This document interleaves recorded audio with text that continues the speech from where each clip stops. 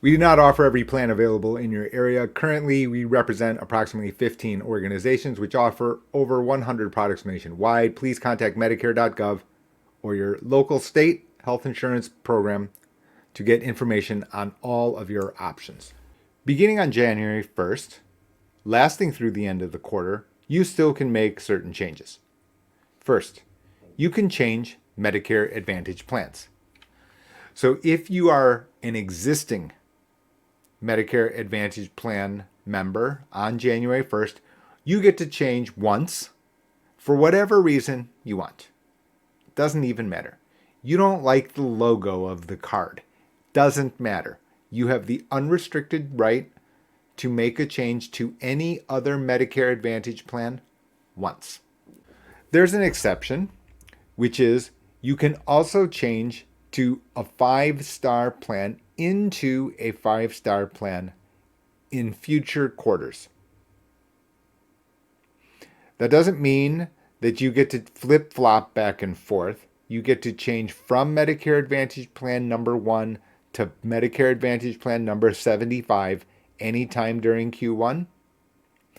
If you were on plan number 1 and wanted to change to any 5-star plan, you could do so in Q1, Q2, Q3.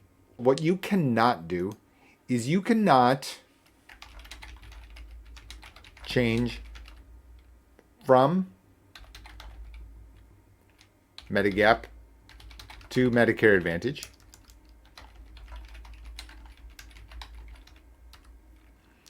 You cannot change Part D plans. So I always tell people that you should prepare in advance. The landscape's going to change. It's going to keep changing. I sound like a broken record. I still am that same broken record, which is you cannot be a new enrollee into Medicare Advantage. In the first part of this video, I've said to you, you can change Medicare Advantage plans for existing Medicare Advantage plan members, not new ones. In addition to that, you cannot change Part D plans. You'll excuse the typo.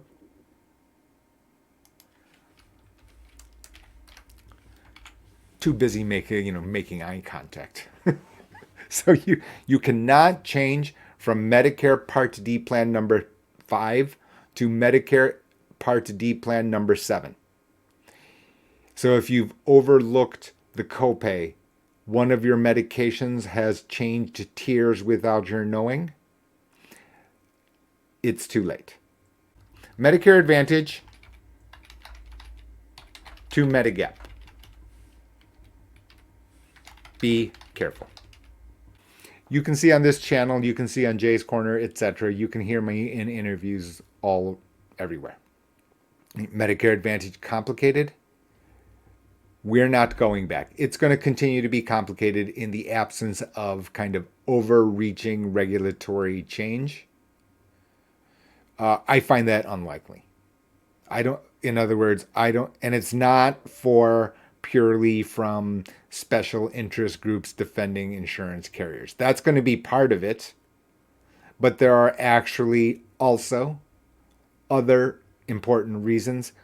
I'm not going to rehash them here. Only about 300 videos between Maximize Your Medicare channel and Jay's Corner to talk, and many of them mentioning how complicated healthcare delivery is.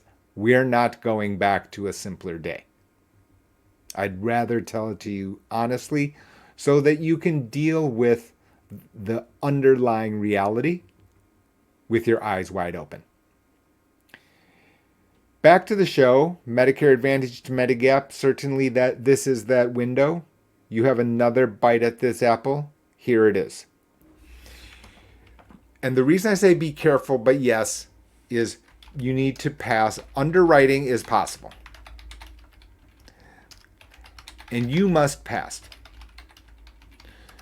So let's presume for the moment the only reason that you want to change to Medigap is because you think it's superior.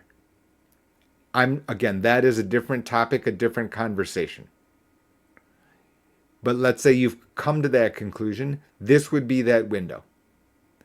And I have to say this every year, as I've said every single year, every single interview about this, you must pass first. The reason is the following, is that when you enroll in Part D, it automatically ejects. Old Part D auto ejects existing Medicare Advantage.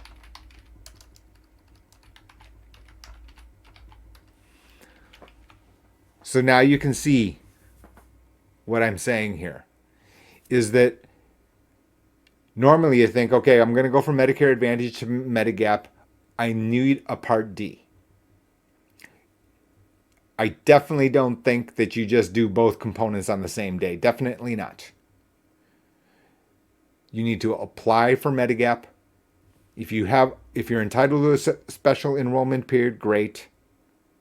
Then you're going to be accepted quickly, and then you can then select a Part D plan.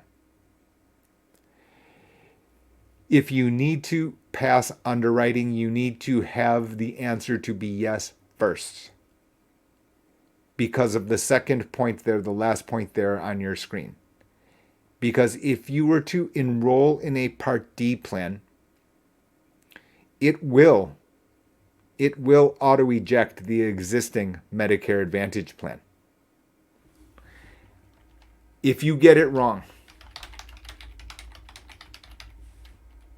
what will happen is you will have no extra health care coverage. You'll have prescription coverage. That'll be fine because you'll have a standalone Part D plan. But let's say you get rejected by Medigap. The thing here is you get to do this once. Up here, up at the very beginning, I said you get to do this once.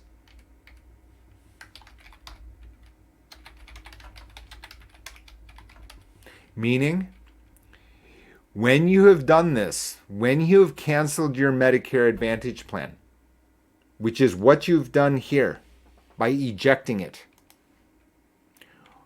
you cannot double back and re-enter any Medicare Advantage plan. So you can see you're stuck.